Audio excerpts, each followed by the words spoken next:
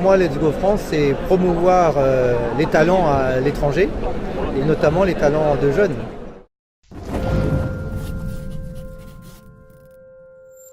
Eh bien, c'est l'esprit français, c'est la French touch, si je puis dire, avec un sens critique très développé. Moi qui ai vécu, par exemple, au Canada, quand je suis revenu en France, je me suis dit, tiens, voilà un pays où je me retrouve avec ce sens critique, un peu moins de consensus, un peu mieux de remue-ménage intellectuel.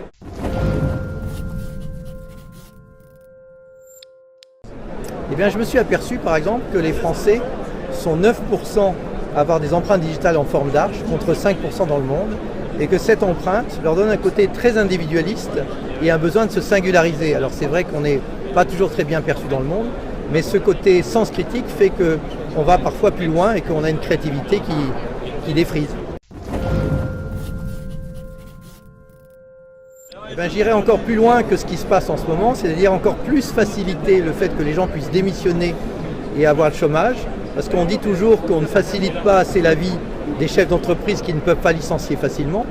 mais en fait si les gens peuvent démissionner facilement, il y aura un jeu de chaises musicales et tout le monde aura du travail à tour de rôle, et comme ça on pourra profiter de son temps de chômage pour se former, pour se développer et pour être encore plus performant.